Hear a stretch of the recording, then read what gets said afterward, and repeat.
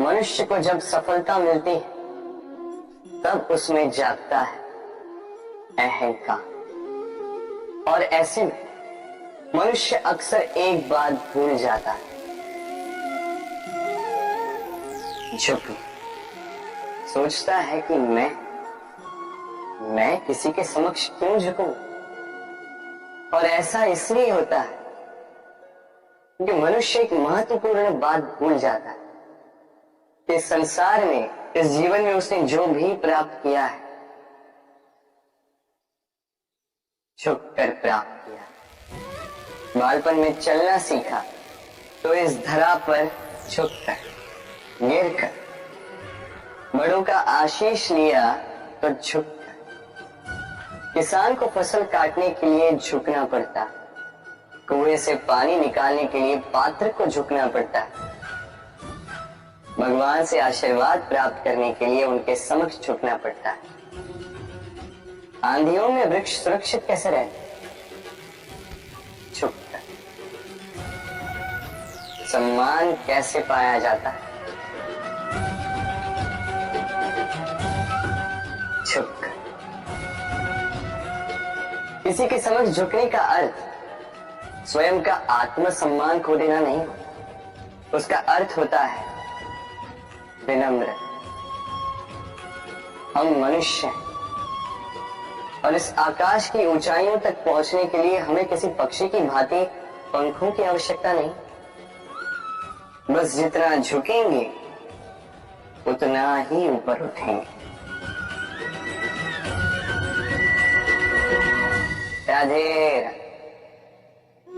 आप इस संसार में ऐसे कई लोगों को जानते होंगे जिन्हें आप स्वार्थी मानते हैं, जो आवश्यकता पड़ने पर ही आपको स्मरण करते हैं, अन्यथा वर्षों तक कहीं दिखाई भी नहीं देते।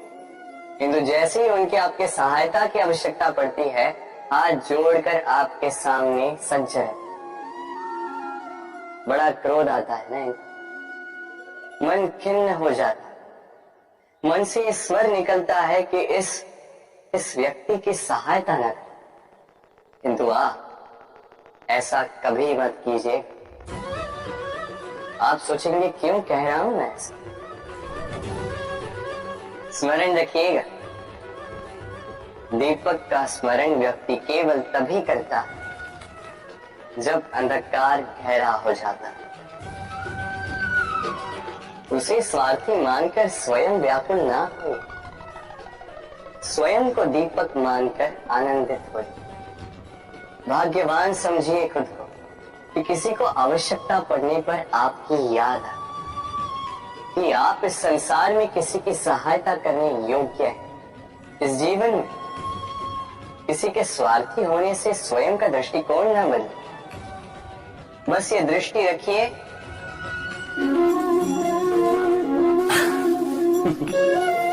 मनुष्य के सारे संबंधों का आधार है अपेक्षा। पति कैसा हो जो मेरा जीवन सुख और सुविधा से भर दे, पत्नी कैसी हो जो सदैव मेरे प्रति समर्पित रहे, संतान कैसी हो जो मेरी सेवा करे, मेरा आदेश माने। प्रामाणिक इच्छा हो तब भी कोई मनुष्य किसी की अपेक्षाओं को पूर्ण नहीं कर पाता,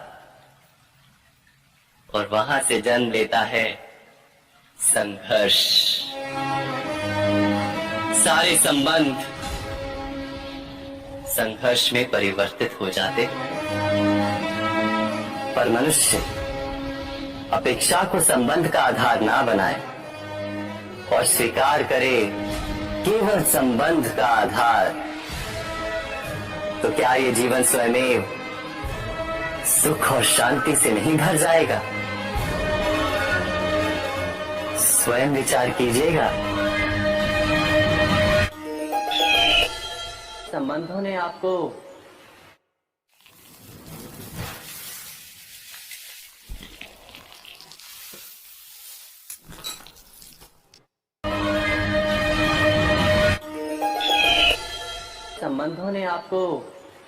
संपूर्ण संतोष दिया है?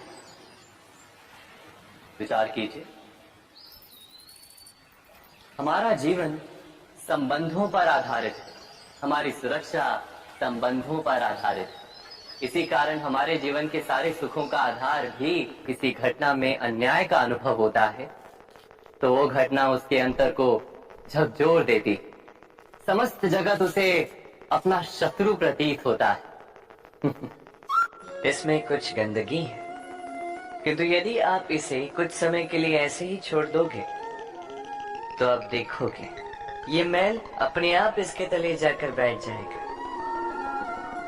यदि इस पात्र को हिलाओगे तो कुछ नहीं होगा, शांत छोड़ दोगे तो ये मैल अपने आप नीचे चला जाएगा। उसी प्रकार जब हमारे जीवन में कोई समस्या हो, हमारे जीवन में अशांति हो, तो कोई हलचल करने से या संतोष खो देने से हमें उसका हल नहीं मिलेगा। शांत रहकर विचार करोगे तो उसका हल मिलेगा।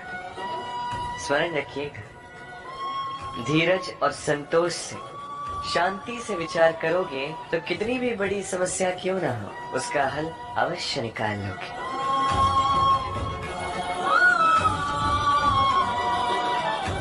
क्योंकि अशांति का सुझाव शांति ही है। राधे राधे। समय, कहते हैं समय से पूर्व कुछ नहीं होता, हर बात का एक समय होता है। समय से पूर्व न सूर्योदय होता है, न सूर्यास्त होता है। समय से पूर्व पौधों में न पुष्प खिलते हैं न फल।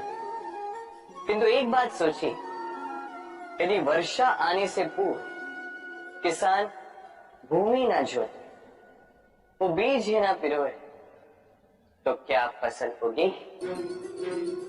यदि योद्धा युद्ध से पूर्व अपने शस्त्र ही न परखे, तो वो युद्ध कैसे लड़ेगा? इसका अर्थ ये, समय आपका जब आना है तब अवश्य आएगा, किंतु तब तक ये महत्वपूर्ण है कि आप स्वयं को उसके लिए सज्ज रखें, क्योंकि ये अवसर, ये शब्द बोलने में जितना छोटा है, ये आता भी उतने छोटे समय के लिए है और फिर निकल जाता है। अब यदि अवसर आपके हाथ आ जाए और यदि आप उसके लिए सज्ज ही ना हो, तो आपको सफलता कैसे मिलेगी?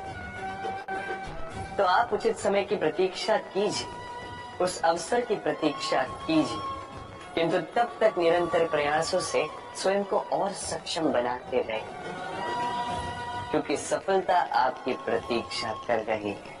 बस उसके लिए सज्ज रहिए। राधे राधे।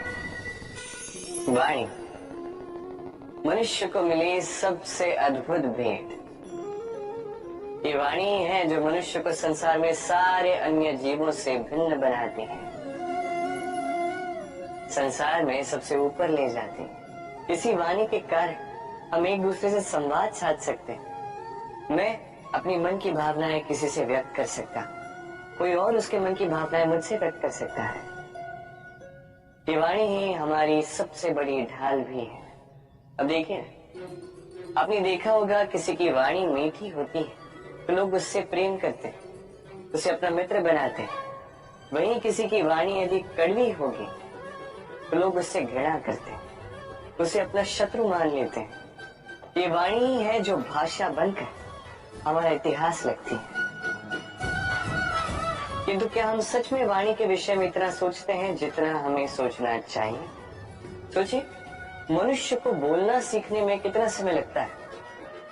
कुछ बालक 1.5 वर्ष की आयु में सीख जाते हैं, कुछ 2 वर्ष, कुछ 3।